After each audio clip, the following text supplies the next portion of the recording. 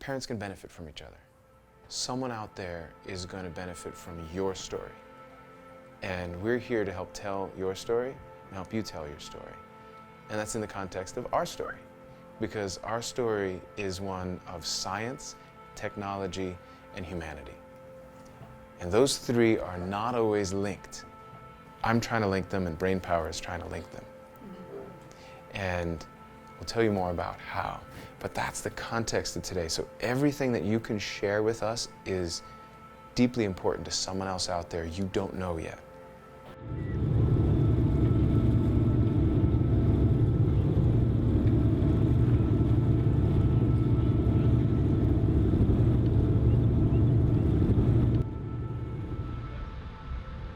When you're a mother of a child with special needs, it's a select club. Not a club you wanted to join or wanted to be chosen to enter, but nonetheless, we all need to ventilate, and we all need to ventilate in a secure place, ventilate and then move on, and know that we're not alone when we're just having a frustrating day. A lot of times it's going to doctor's appointments, it's going to physical therapy appointments. It's just a daily struggle. So this was a day to remember we have to take care of ourselves too. And that was really important, because if we can take care of ourselves and be happy, then we could make our families happy too.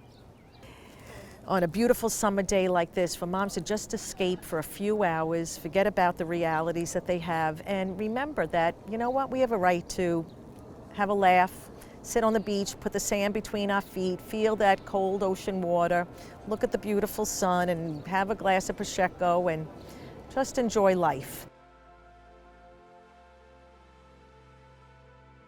Clara's how old now? She's 15. She's 15. This is Ned. Hi, Ned. Very nice to meet you. Brainpower. Great. You met some of these moms at our last event. I work for Scholars Academy, which is the same school that Sue works. We're getting a certain population of students on the autism spectrum. And the planning that we go into getting these students get the highest type of Regents diploma or even advanced Regents diploma, the work that we're putting in to make sure that that happens, we take a lot of heart to it, and we put a lot of work into it. So I think it depends on the criteria of the school and the expectations of the school, and how much the school, honestly, at the end of the day, how much do they care? Each level, whether you're significantly disabled or moderately disabled, the expectations are very low, and so to achieve a higher level expectation needs more money. So they start with a low bar and they fund to the low bar.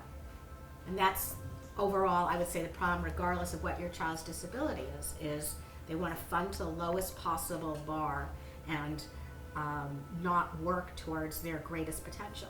If you stop where you start meeting resistance, you will play to the common denominator, the lowest common denominator.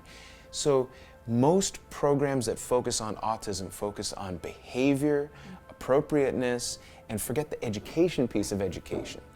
And they don't even do the first parts terribly well, because they're very hard to do, and they're probably the most trying to the individual.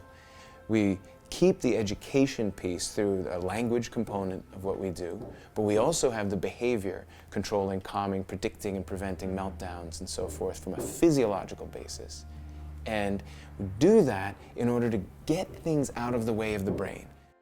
Like, I teach in high school, and we now have special ed students in there, and they're autistic students. So I was wondering how that would benefit, you know, something like that. This would be a different set of tools for someone, for older, for higher functioning. Then it might be, if there's somewhat of a comprehension issue, it can lengthen consonants, could do things like that that make language more understandable. But more importantly, I think it could give them rigor and structure. So predictions. You don't need to tell most of the kids that the class is going to end in 5 minutes, but they might get a countdown. You might not need to remind most of the kids to do this task and then do this task, but this could be the reminder. You can do that as well.